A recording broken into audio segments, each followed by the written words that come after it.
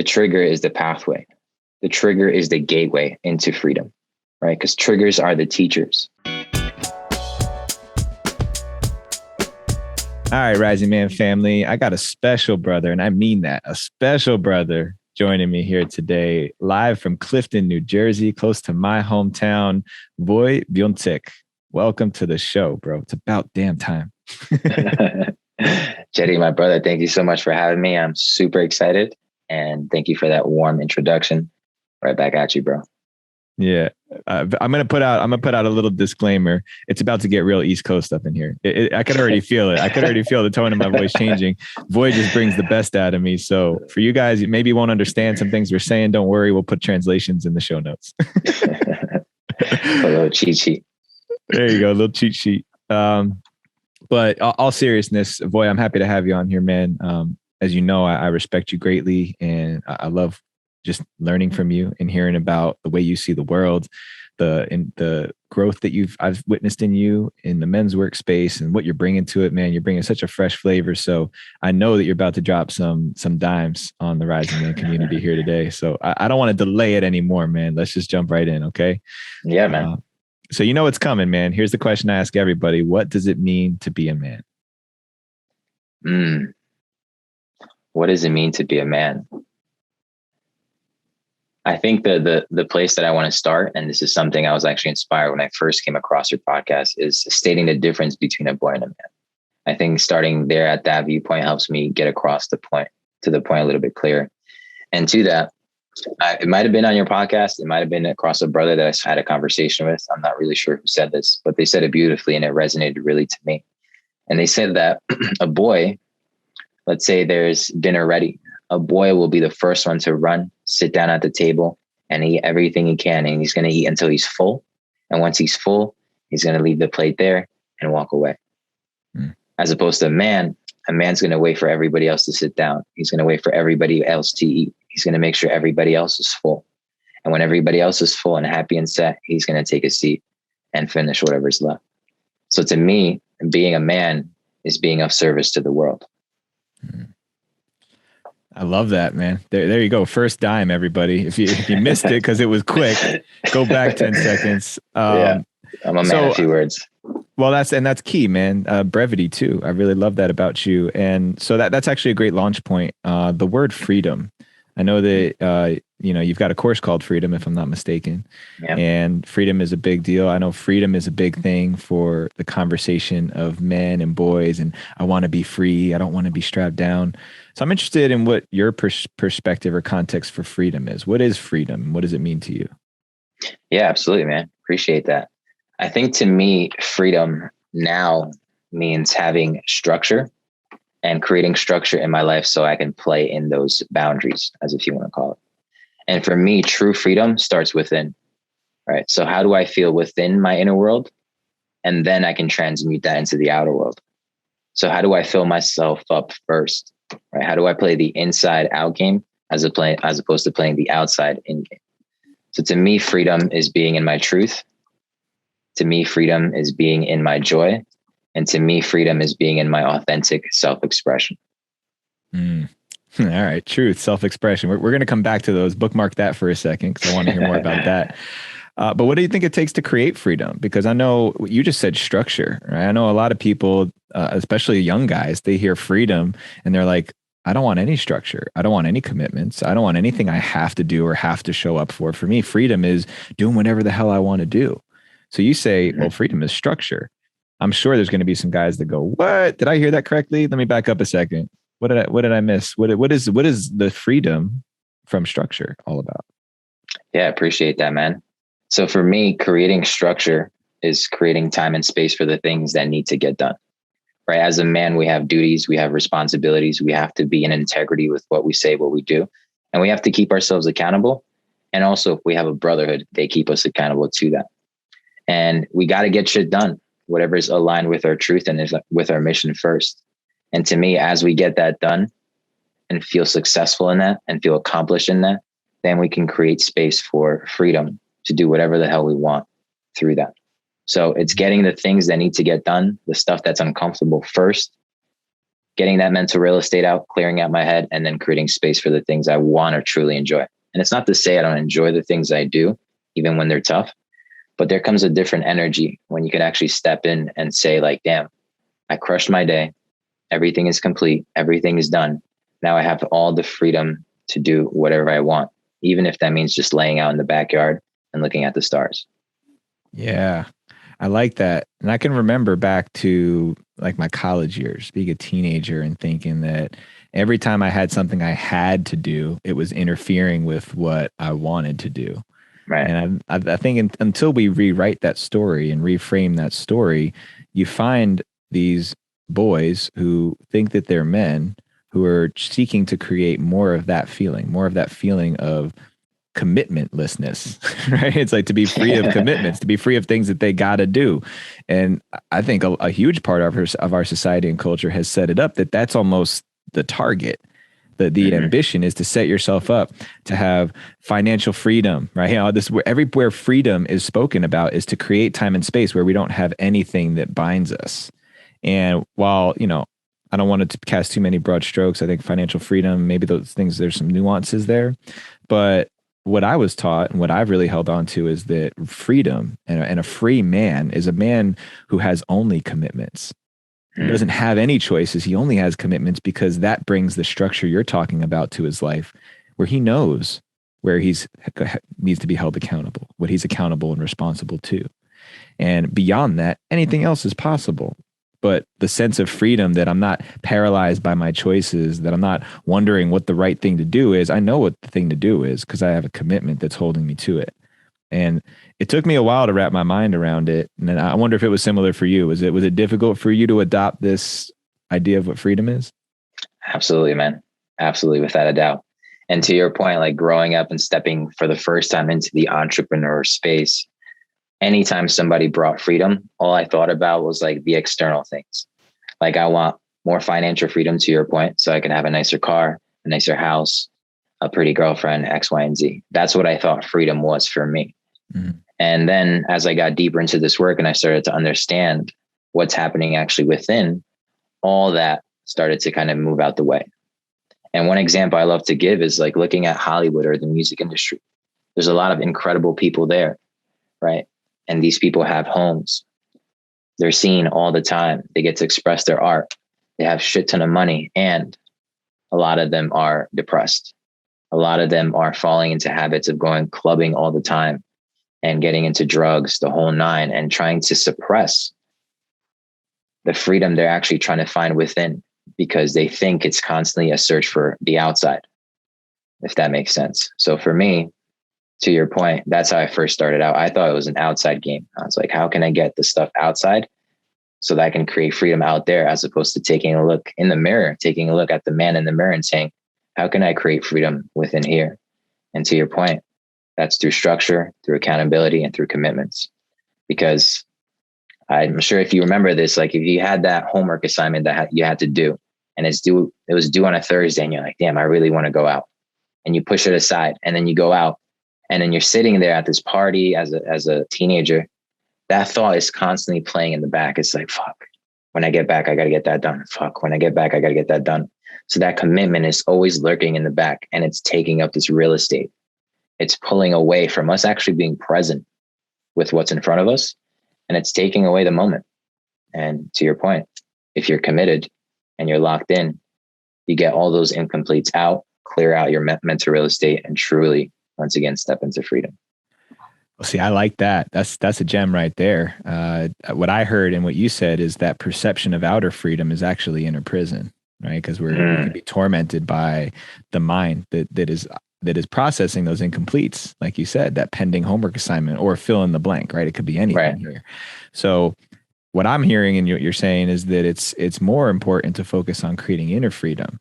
And the vehicle for inner freedom are things like structure and discipline and commitments and timelines, things that less mature men, or I would say boys, adolescents, are not privy to, because those feel like imprisonment, right? Those feel like things that are locking somebody down. So I like that, man. And that's simple. It's about the inner game. It's about creating inner freedom first, and so that the outer freedom is available. And so what does it take to create that inner freedom, man? Like either what did that look like for you, or what do you see in the men that you work with and that you're leading right now? What does it take to do that? What does it take to create inner freedom? Damn, you got an extra hour, bro. You What got does it this. You're take? brief. Yeah, man. I think by far the biggest the biggest tool for me in my journey to create inner freedom, without a doubt, was brotherhood, right? Because a lot of the times, and I still go through this, and I feel like this is the game we play for the rest of our life. A lot of the times when I try to search for deeper freedom, I would come up with the inner critic, or the ego would play in, and it's like, nah, you're good, man. You got everything you need. Like, you're good. Come back to where you are and keep hustle, keep grinding. And having a brotherhood is like having a bunch of mirrors. And to me, the brotherhood, these mirrors were essentially the tool that helped me see my blind spots. And it's those blind spots, when they pulled them out, that was literally the pathway into the freedom. Now, another thing that I really use on a day-to-day basis, something I learned from one of my mentors too, Peter Crone. He has this quote that goes, life will bring you people and circumstances to show you where you're not free. Right. And that one really landed. I was like, wow, it's a great perspective. And what he meant by that is whenever we feel triggered, the trigger is the pathway. The trigger is the gateway into freedom, right? Because triggers are the teachers. So whenever I feel triggered, and obviously this is a game that's difficult, we have like a second to stop. And sometimes when the trigger comes up, it's too late. We react. But when that trigger comes up and we can stop and pause for a moment, we can see what's underneath that. And we can see what's actually holding us back or holding our power. And as we go deeper into that, we get to find the breakthrough, the aha moment, the epiphany. And that allows us to step deeper into freedom, because the outside force no longer holds us, whatever the trauma, the trigger may be. That's awesome, man. I had to type that one down, because we got to make sure we spotlight that in the notes, that the trigger is the pathway to freedom. That's such a simple thing, but it really captures what as soon as you said that, I was thinking of all of the moments where I've encountered somebody who triggered me, and exactly what you said. They trigger me because it's something that I don't see myself possessing or expressing. Maybe it's confidence, maybe it's financial security, maybe somebody with a healthier money story, a better relationship, whatever, fill in the blank. And when I see that, it triggers me because it's a reminder, oh, I'm not yet that person. And instead of leaning into the trigger and seeing that as the pathway to freedom by, for example, getting more curious. Hey, how did you figure out how to have such a healthy relationship? Or leaning into, well, what's the work? What does it take to create that result that person has? Being action-oriented, solution-oriented, it's usually a lean back, a step away from, let me shrink into my shame or guilt. Let me throw up some layers of armor because I don't want that part of myself to be exposed to the outside world. Right. It's uncomfortable. Right. So that was such a beautiful thing that you said there, man. And I want to take a half a step back to creating inner freedom.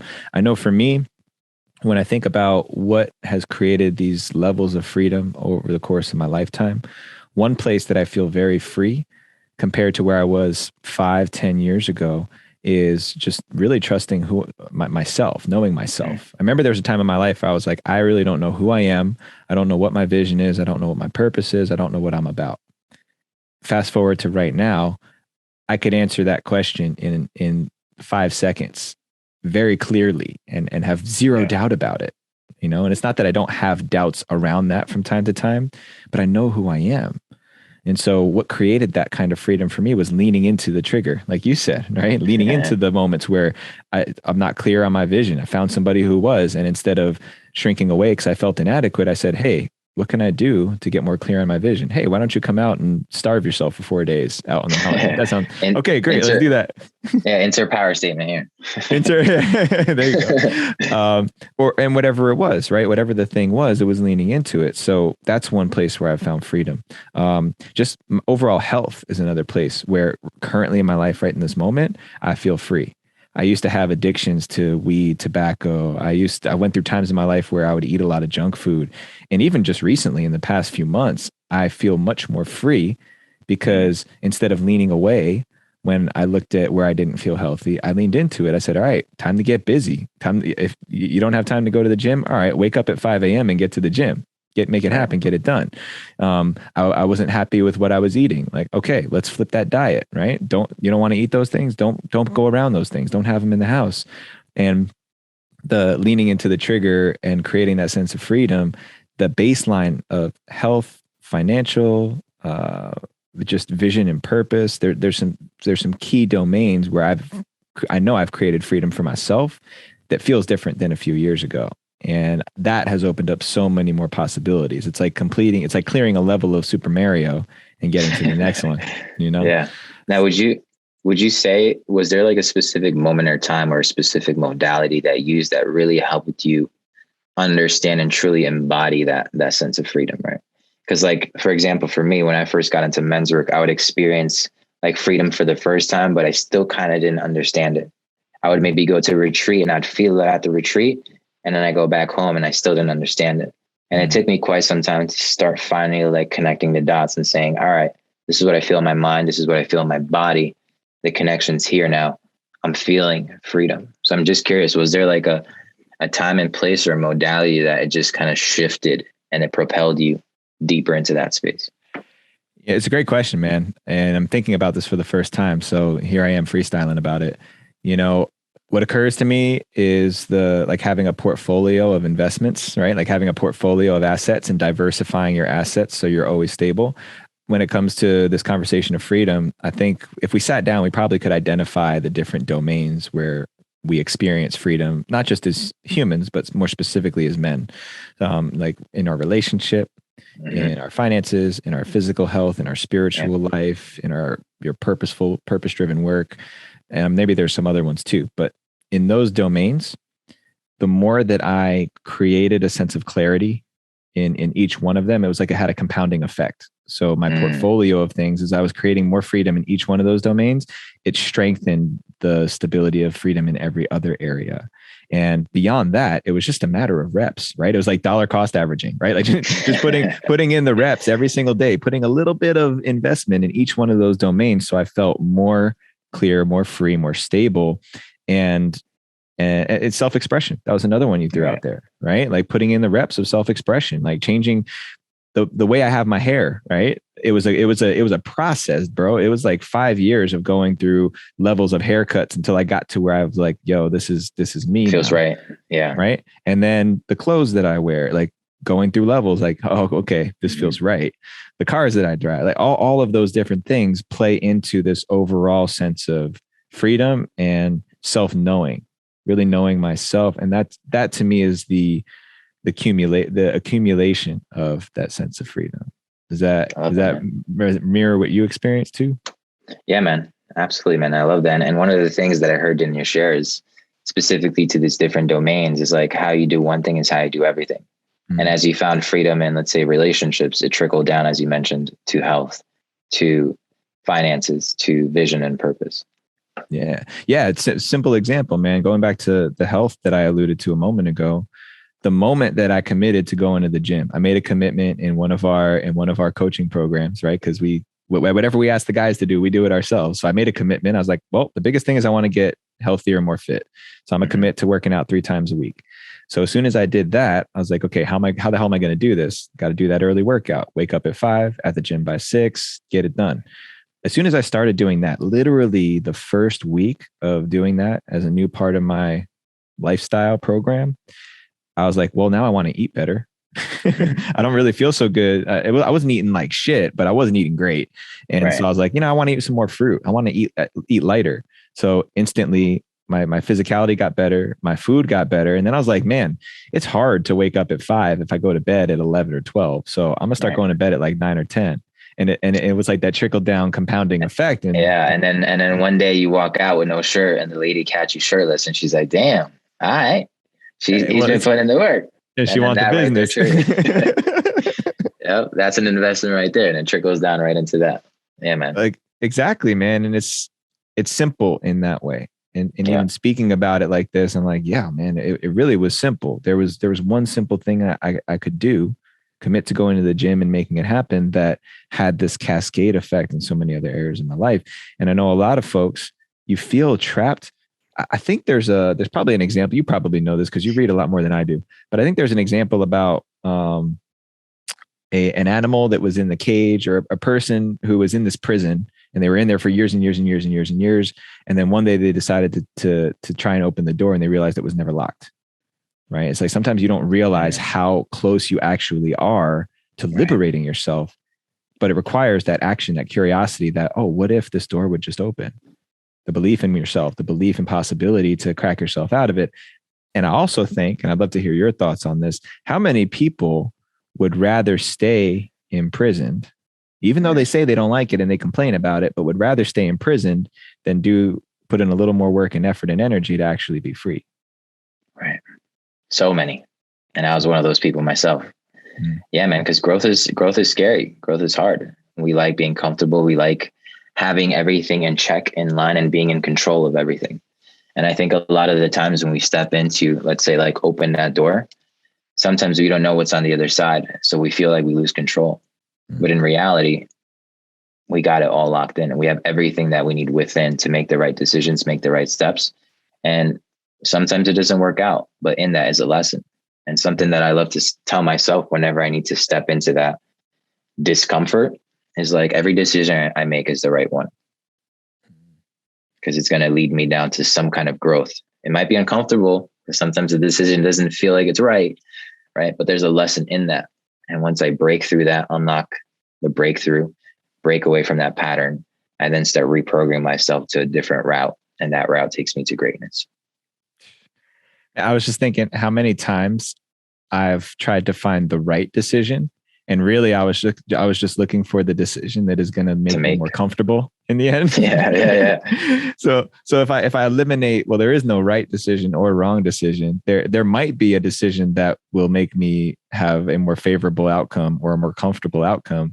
But if I don't really prioritize comfort in that, then I don't have to be so paralyzed by that decision-making process either. Right. And that's keeping in mind, like, being logical and not hurting anybody with regards to decisions. Just want to put that disclaimer, like, don't go out there and like blow shit up just because we said every decision is the right decision. Like, gotta be. Well, there's consequences smart with it. Yeah. Always. Yeah. There's always consequences and a cost to decisions too. Yeah. It's good to put the disclaimer on it though, for sure. People be twisting up words and all that these days. You never know. Yeah, man. You never know. All right. Well, I said we were going to bookmark truth and self-expression. So let's pull that word truth back onto the table. I always like defining things. So what is truth to you? Truth to me, man, I think truth to me is embodiment. And what I mean by that is really expressing myself in this moment here now from a place that is connected to my heart and my soul, as opposed to being connected to the ego. What I'm expressing here now feels good to me. And in this moment, it's something that I knew deep down inside I wanted to express. Right. And doesn't necessarily mean it's the right thing. Because sometimes when we express our truth in the moment, there's consequences. But the feeling that I feel that's guiding me to that, and for me, it's in my gut. When I express that truth, it's the honest embodiment of that present moment. And it's aligning closer to my soul than my ego. Yeah, man, when you said that, I thought to myself, well, what is truth for me? And in the body language you did, people who are just listening to this won't see it, but you kind of like, you said embodiment, you kind of brought it like down towards your body. What I heard in my head was truth is what I actually want. Like what I really want, when I can access that. What do I want in this moment? What is the outcome I want from this experience? Right. Versus, and then you kind of did this thing where you went up and you were talking about the ego. To me, the ego is what I think you want, or what I think society wants, or what I think something outside of myself wants me to be, say, or do, versus what is actually true inside of me. One thing that blows my mind, I don't know, I wonder how often you have this conversation with men in your work. I like to ask guys, what do you actually want? If I give you full permission to declare exactly what you want for your life, for your work, for your relationship, whatever we're talking about, if I gave you permission to declare what that is, and I wasn't going to tell anybody, right? We're not going to share this with anybody else. What would it be? I see men have so much resistance and difficulty to actually saying it. It usually takes a few times back and forth to say, no. But what do you really want? Like full permission, full disclosure, not going to tell anybody. What do you want? Such a difficult question for men to answer. Do you find the same thing? Yeah, 100%, man. And I think that's a big part of expression.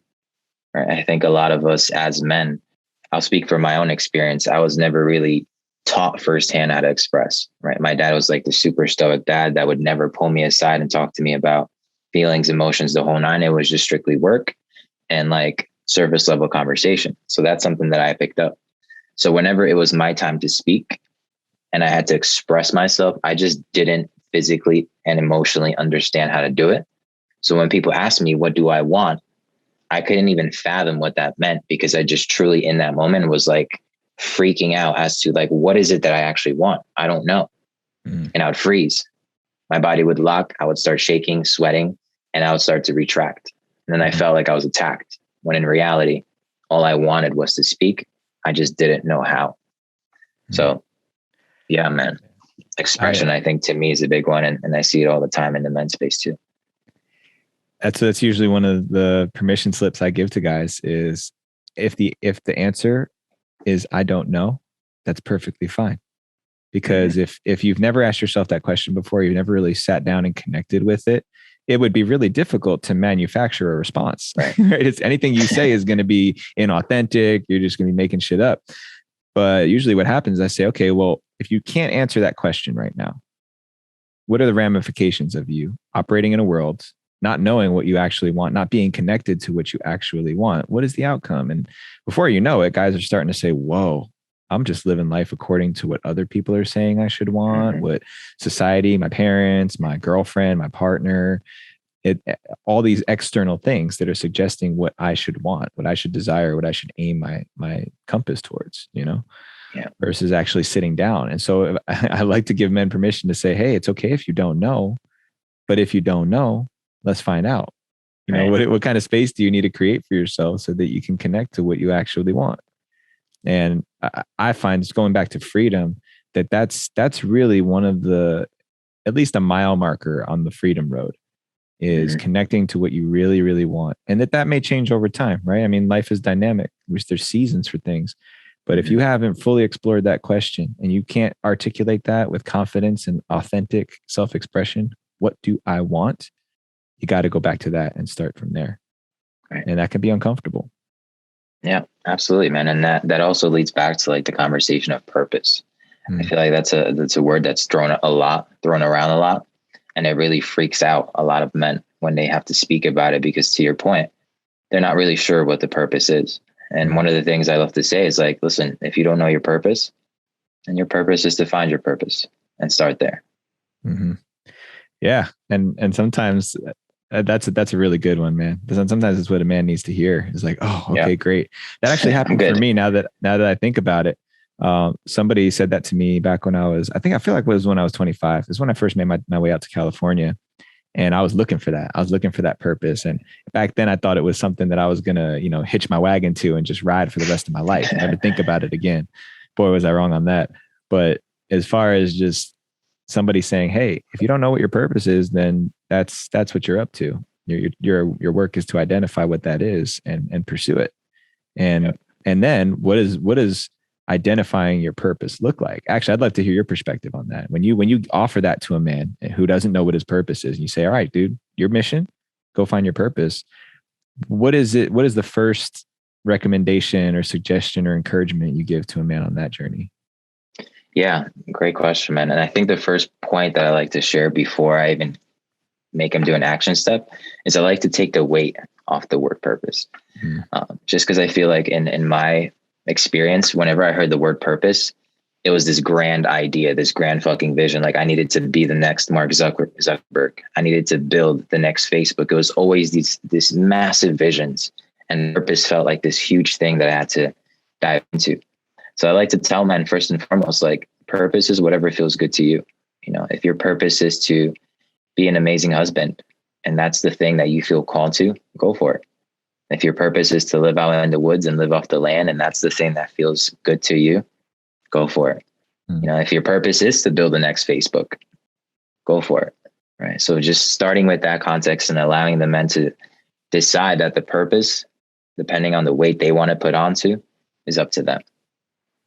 Yeah, that's beautiful, man. I think that's also a really important thing because whoever decided that Mark Zuckerberg's purpose is more important than Right. a single father who just wants to be the best dad he can and give his kids the best opportunity he could. There is this, and I think it just comes back to the capitalist mindset that the most valuable coin is the one at the top of the stack, right? So that's what we should drive towards. But the reality is when you start breaking it down to conversations of community. I was just giving a talk in a coaching program yesterday, and we were talking about this concept of community actualization.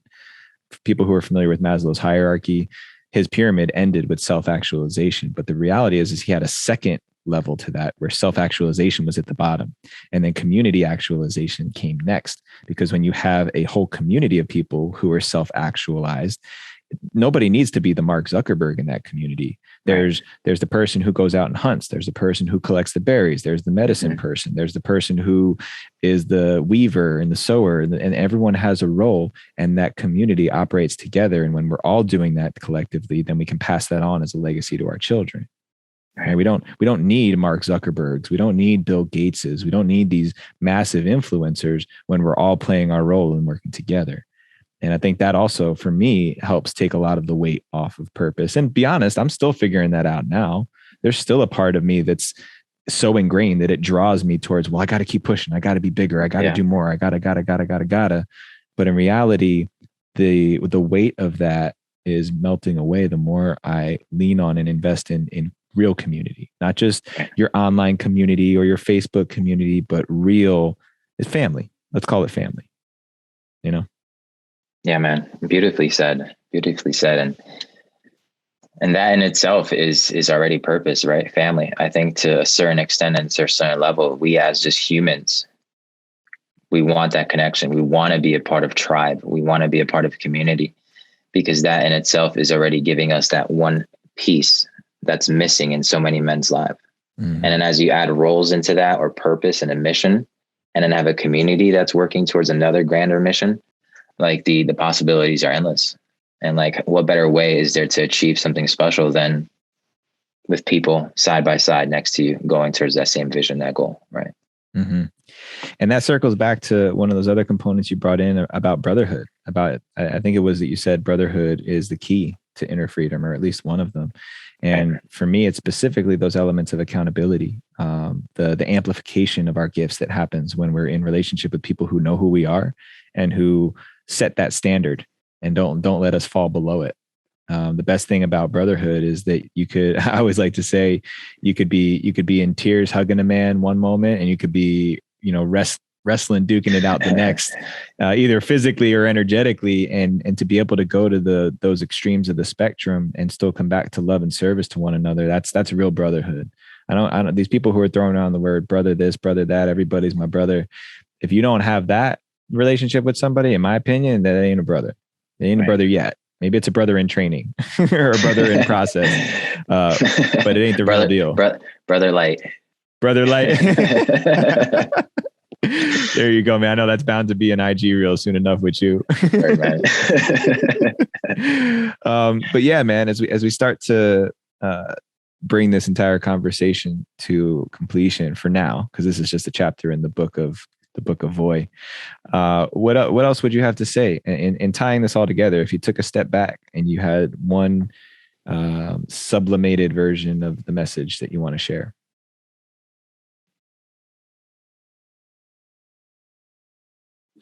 Yeah, if I was to take this all back, I think for the individuals listening, specifically to the men listening to this, is anything that you've ever wanted to achieve is already within. And something that really dropped in for me this year that I want to share is that you don't have to listen to another book. You don't have to listen to another podcast. You don't have to go to another course. You don't have to do another retreat. Everything that you need for at least the next 3 steps is already within. All you need to do is take action. And to take action, find yourself a brotherhood or a community that can hold you to that flame, so that whenever you feel that discomfort, or whenever we want to make a bad decision or a decision that feels more comfortable, we can have these mirrors, these brothers hold us to it, and we can step into action and ultimately find that inner freedom. And then everything else will follow suit. So that's kind of what just came through right now. So I just work with that. And yeah, man, we'll take it from there. Heck yeah, man. You are the authority, right? You have what you need all within you. Just to be clear, putting a footnote on that, everyone should continue listening to this podcast. You can cease listening to all other podcasts and audiobooks, but yeah, instead of 5, just listen to one, and it's this one here. Yeah. Oh man, boy, dude, I just love the range and the places that we can go in our conversations and dialogues together. I'm glad we finally put it on wax and we get to share it with the community. Before I let you go, I want to hit you with the lightning round. You ready for that? Yeah, let's do it, man. All right. So, what is one thing you've learned in your life you wish you knew when you were 18? How to use my voice. All right. And what do you think is the most important value to have as a man? Integrity. Love it. Last but not least, how can people follow you, find out more about what you're doing, hear more about your programs and offerings? Hit us with the info. Yeah, you can find me on IG at VOY_official, Voy_official. That's pretty much the main channel. Any conversations you want, hit me in a DM and we'll take it from there. All right. My man. One last thing. Any events, any programs, anything coming up in the near future that you want to announce, or should people just go and follow you to hear all about it? Yeah, they could follow me. I'm definitely having a course, but we're having a rites of passage that's going to be out on the East Coast. We just opened the doors. There's a few spots left. So if you are interested or you've been listening to Jeddy's podcast and you're on the East Coast or somewhere in this area and you want to tap in, let us know. We would love to have you. And we're going to be embarking on that journey this spring. So doors just open up, step right in. If you have any questions, let us know, DM, and we'll be more than willing to support you through that process. Heck yeah, man. Somebody popped your face up on that page, that threshold page, looking good over there. I haven't seen that yet, but looking official. Boy, man, so much respect and love for you, bro. Really enjoy every time we get to have a conversation, especially when we get to capture that and give it back as medicine and gifts to the community. Keep rocking what you do, bro. Well, obviously we'll do this again in the future, and I can't wait to see where you're at next time we drop in. Likewise, man. Jeddy, thank you so much. Thank you for being an amazing mentor, guide, and mostly brother, man. It's having people in my corner like yourself makes just the world a little bit better. So thank you, man. Appreciate this opportunity, and let's get this growth. Let's get this growth.